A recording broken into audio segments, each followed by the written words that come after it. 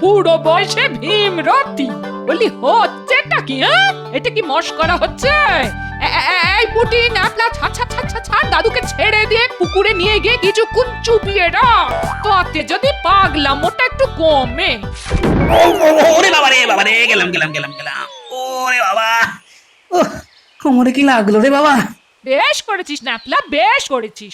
এবার হাতুড়ি আর পেরেক নিয়ে আয়, তোদের দাদুর কোমরটা একটু সারাই করি। আরে গিন্নি, এটা খেলা করছি না, ব্যায়াম ব্যায়াম করছি।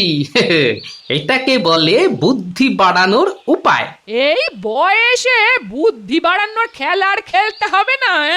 শোনো, আজ রাজসভায় একজন বিরাট কূটনীতিক ও পণ্ডিত আসছে তর্ক করতে। কেউ যদি না পারে তখন তো রাজামশাই আমাকেই যুদ্ধে নামাবেন। তাই ঘিলু একটু ওলট পালট করে বুদ্ধিটা বাড়িয়ে নিচ্ছি, বুঝলে? দাদু তো ঠিকই করছিল, ওই লোকটাকে হারাতে হবে না। ব্যায়াম করলে যদি বুদ্ধি বাড়ে তো বাড়ুক না। এই পুটি, তোকে আর পাকা পাকা কথা বলতে হবে না। দেখো গিন্নি, তোমার কথায় কিন্তু বুদ্ধির ব্যায়াম করলাম না। হার হলে কিন্তু তোমার স্বামীর অপমান হবে, মনে রেখো কথাটা। থাক থাক থাক, কোমর ভেঙে আর বুদ্ধি বাড়াতে হবে না। হ্যাঁ, এই বিছানায় পড়ে থাকলে আমি কিন্তু তোমার সেবা করতে পারবো না, এই আমি বলে দিলাম। হ্যাঁ,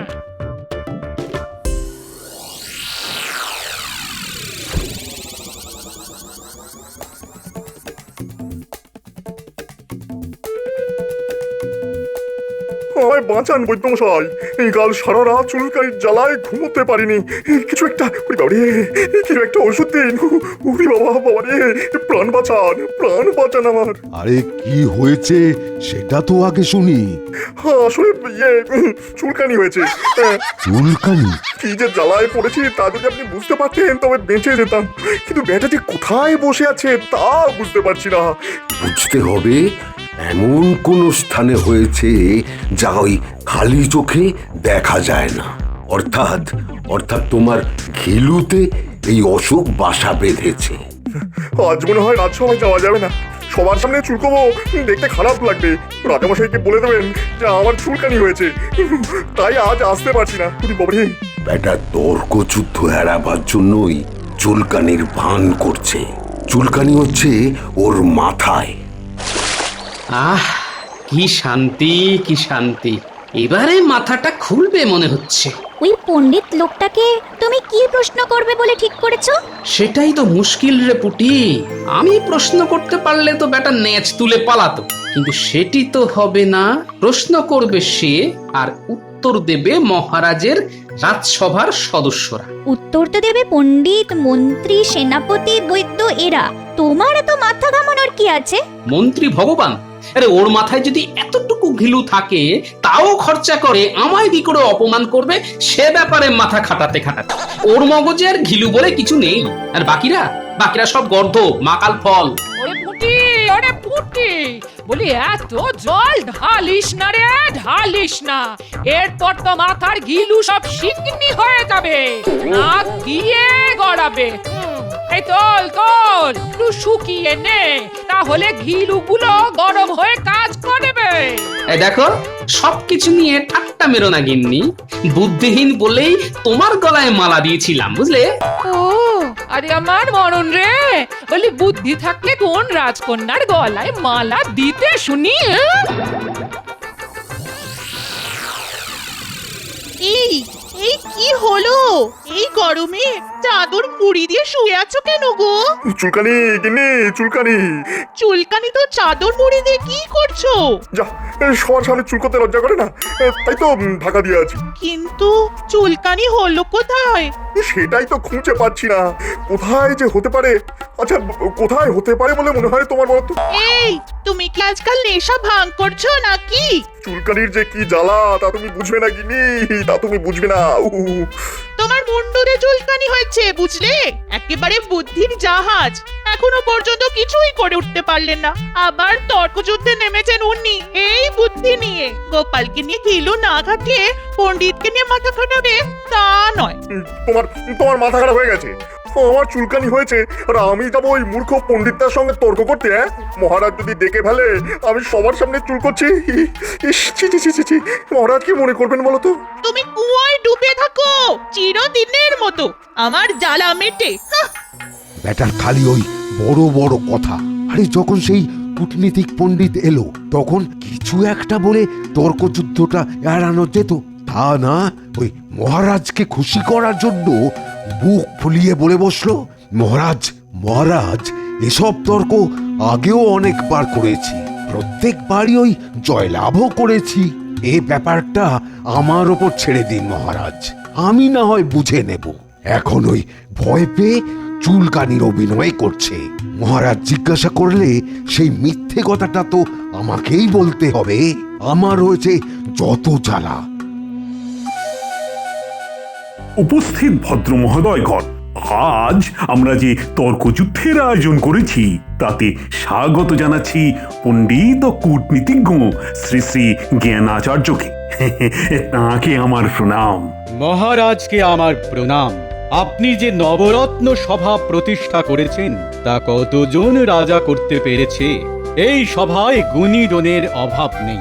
আমি তাদের সঙ্গে তর্কে প্রবৃত্ত হয়েছি এই কারণে যে যদি তাদের আমি তর্কে পরাস্ত করতে পারি তবে আপনার সভায় আমার স্থান পাবো বলে আমার বিশ্বাস। নিশ্চয়ই নিশ্চয়ই, কিন্তু তার আগে তো পরীক্ষা দিতে হবে আমার সভার অমাত্যদের পরাস্ত করে। আপনার গুণীজনদের পরাস্ত করার জন্যই আমার এখানে আসা। এবার আদেশ করুন। কি ব্যাপার বৈদ্যমশাই, আমার নতুন মন্ত্রী ভগবান কই? তাকে তো দেখতে পাচ্ছি না। ও এত বিলম্ব কেন?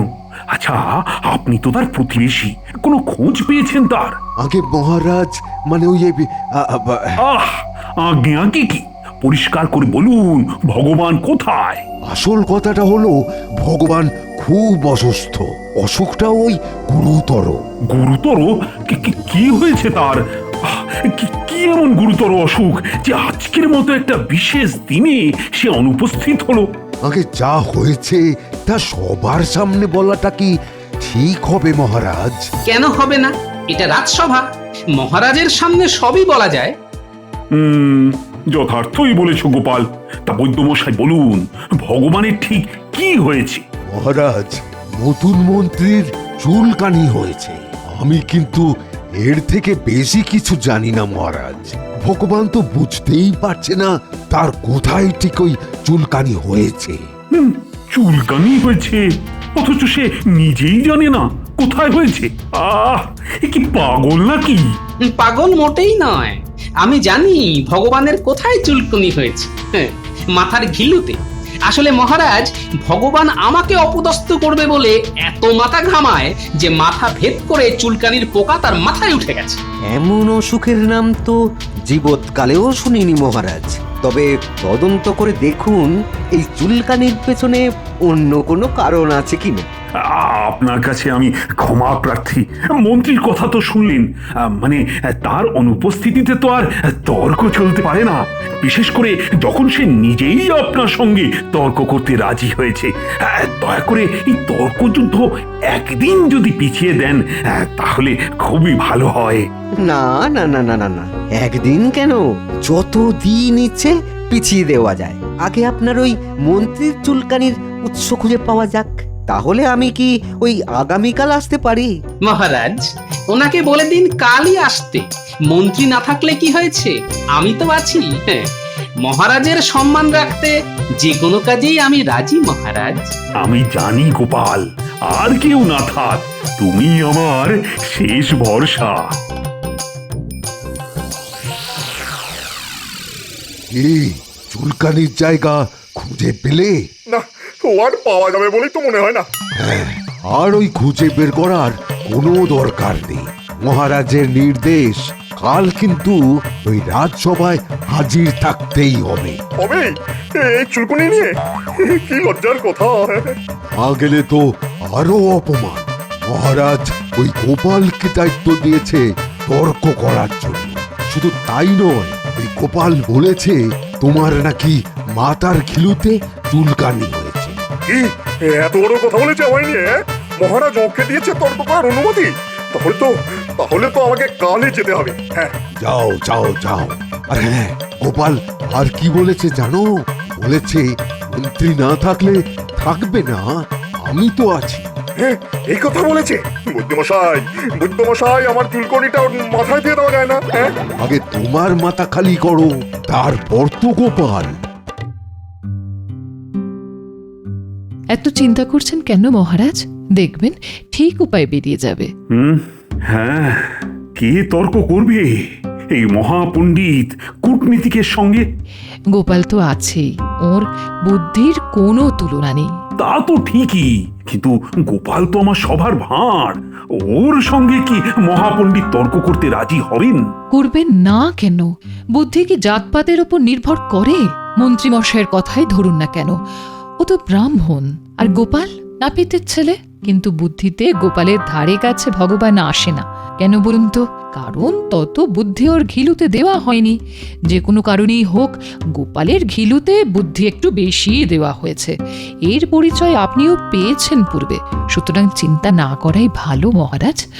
আপনি বরং ঘুমানোর চেষ্টা করুন। হ্যাঁ, এই বলি, তোমাকে তো কোনো ব্যাপারে এত ভাবতে দেখিনি। কি হয়েছে বলো তো? তর্ক করতে হবে গিন্নি, তর্ক করতে হবে। তোমাকে তর্ক করতে হবে?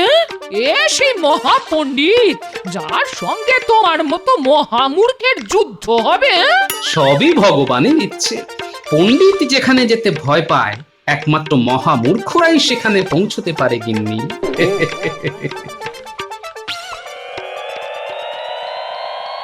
কি ব্যাপার শুনি? আমাকে দেখেই তো আর সব চুলকানি সেরে গেল। তোমাকে দেখলে চুলকানি কেন, স্বয়ং ডমও পালিয়ে যাবে। হ্যাঁ, এই এসব তেল মারা কথাটা মহারাজকে শুনিও, আমাকে নয়। বৈদ্যমশাই তো বলেই গেল কাল তোমায় রাজসভায় যেতেই হবে। এই কথাটা মনে রেখো, বুঝলি? গোপাল, কাল দেখে নেবো ব্যাটাকে। আমি না পারলে কেউ পারবে না, এই তোকে বলে দিচ্ছি। মুখে মারিতাম জগৎ। আচ্ছা, এত কিছু খুঁজে তো কোনো লাভ নেই। যে রাজ্যের মন্ত্রীর মাথায় চুলকানি হয়, সে রাজ্যের বাদবাকিদের যে কি অবস্থা তা তো বুঝতেই পারছি। আচ্ছা, গোপাল ভাঁড় বলে একজন মহারাজকে আশ্বাস দিল সে নাকি আমার সব প্রশ্নের উত্তর দেবে। এই দেশের হবেটা কি একজন ভাঁড় দেবে আমার প্রশ্নের উত্তর? যাক বাবা, এত পড়াশোনা করে কোনো লাভ নেই। এমন একটা মোক্ষম চাল দেব, গোপাল কেন, গোপালের 14 পুরুষ পর্যন্ত ভিড় মিখে পড়ে যাবে। আচ্ছা, মহারাজেরও কি মাথায় চুলকানি হয়েছে একটা ভাঁড়কে আমার সঙ্গে তর্কযুদ্ধে নামাবে? যাক, চিন্তার কিছু নেই, জয় আমার নিশ্চিত।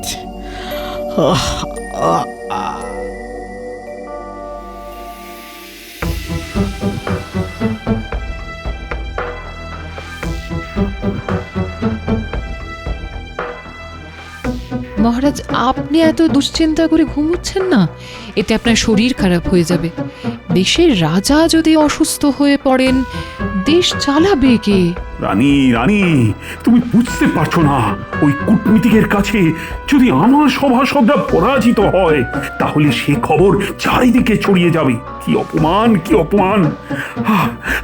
আমি মুখ দেখাও কি করে? এসব আপনি ভাবছেন কেন? আগেই তো বলেছি মহারাজ, উপায় একমাত্র গোপাল। দেখবেন সেই আপনাকে অপমানের হাত থেকে বাঁচিয়ে দেবে। আমার কথায় ভরসা রাখুন, গোপালকে ধোঁকা দেওয়া এত সহজ নয়।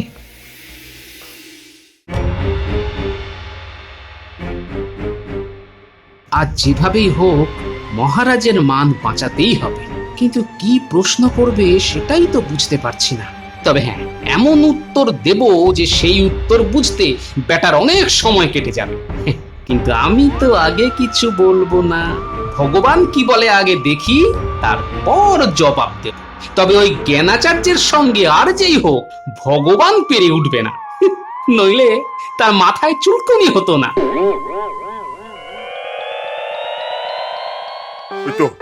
ওই তো রাজবাড়ি দেখা যাচ্ছে। উরে বাবা রে, আমার মাথার ঘিলুগুলি কেমন যেন নড়চড় করছে। কেমন একটা নড়ছে চড়ছে। উরে বাবা রে, বাবা রে, কি চুল করছে রে। এই নিয়ে রাজসভায় যাওয়া যায়? হ্যাঁ, না না বাবা, এবার চুলকানি আমার পা বেয়ে নিচের দিকে নামছে। এবার কি করি? আমি তো হাঁটতে পারছি না, বাড়ি ফিরে যাবো। হ্যাঁ, সেটাই ভালো। হ্যাঁ, না যদি যদি মহারাজ পেয়াদা পাঠায়? না না, বাড়ি যাবো না, বাড়ি যাবো না, ওই গাছটার উপরে উঠে বসে থাকি। হ্যাঁ,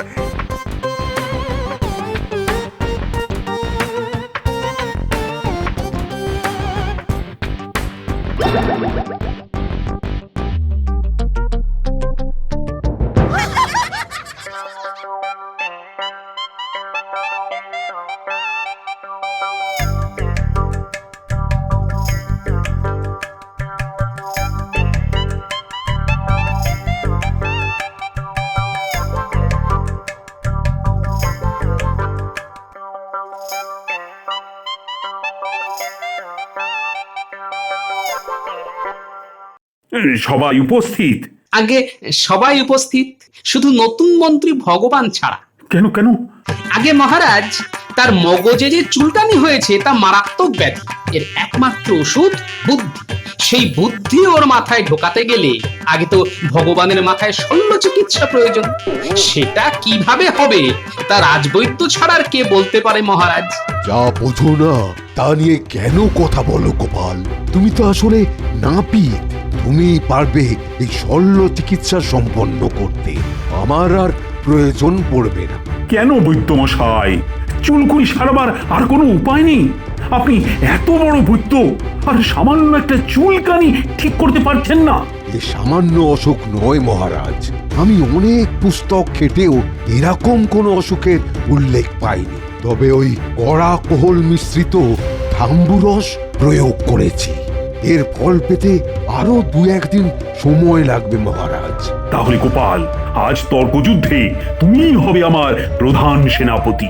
মহারাজ, গোপালকে আপনি সেনাপতি বানিয়ে দিলেন, তাহলে তাহলে আমার কাজ শেষ। এ আপনি কি করলেন মহারাজ?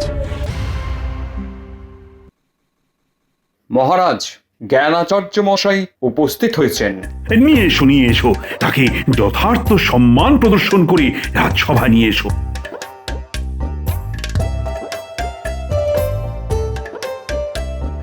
আসুন আসুন আসুন আসুন আচার্য জ্ঞানাচার্য মশাই, আসন গ্রহণ করুন। তাহলে মহারাজ, তর্ক শুরু হোক। এই সভায় সবাই প্রস্তুত তো? হ্যাঁ মহারাজ।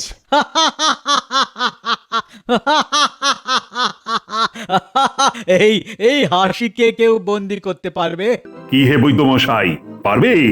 না মহারাজ, শব্দকে বন্দি করার উপর একটা পুস্তক ছিল বটে, কিন্তু এখন ওটা ওই উইয়ে কেটে দিয়েছে, তাই ওই পড়ে আসতে পারিনি। রাজকবি, তুমি পারবে? শব্দ আমি বাক্যে বন্দি করতে পারি, খাতায় লিখি, কিন্তু হাতে বন্দি করতে পারবো না মহারাজ। এবার সেনাপতি, তুমি এত বড় বীর আর সামান্য হাসিকে বন্দি করতে পারবে না? আমি তো আর সেনাপতি নেই মহারাজ, গোপালকে আপনি যে সেনাপতি বানিয়ে দিয়েছেন। তাহলে তো পড়ে রইল একা গোপাল। তা গোপাল, তুমি কি এই কর্ম করে দেখাতে পারবে? মহারাজ আদেশ করলে এমন কোনো কর্ম নেই যা আমি করতে পারবো না। আমাকে কি আপনি এই প্রশ্নের উত্তর দিতে বলছেন? নিশ্চয়ই নিশ্চয়ই। তাহলে মহারাজ, অন্দরমহল থেকে একটা পেতলের কলসি নিয়ে আসতে বলুন।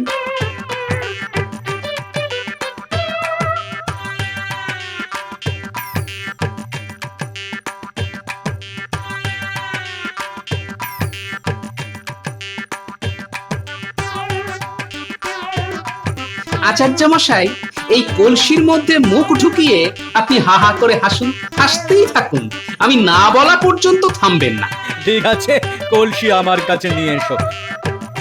হাসুন হাসুন আচার্য মশাই, যত খুশি হাসুন, কিন্তু শেষ হাসিটা আমি হাসব।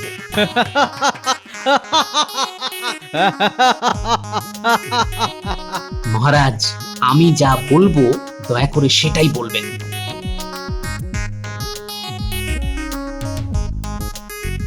মহারাজ, আপনি কি আচার্য মশাইয়ের হাসি শুনতে পাচ্ছেন?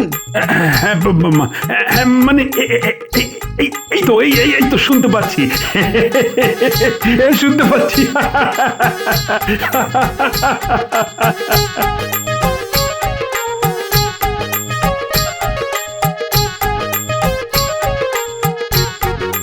কি বৈদ্য মশাই, আপনিও শুনতে পাচ্ছেন?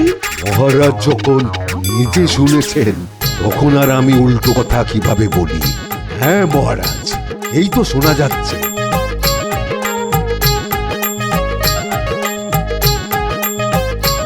সেনাপতি মশাই, আপনি শুনতে পাচ্ছেন? হ্যাঁ হ্যাঁ, শুনতে পাচ্ছি। আরে থামো থামো, অনেক শুনেছো, এবার থামো।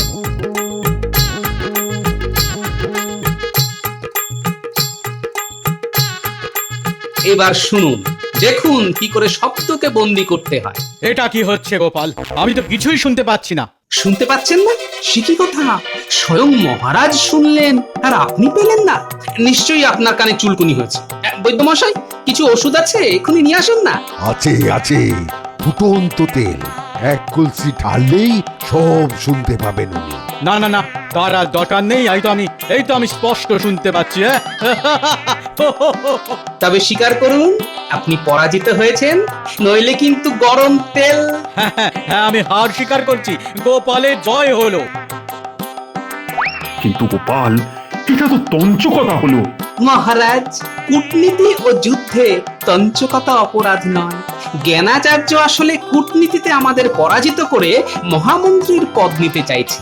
লোভের পরিণাম এটাই হয় মহারাজ। কূটনীতি নিশ্চয়ই আপনাকে বোঝাতে হবে না।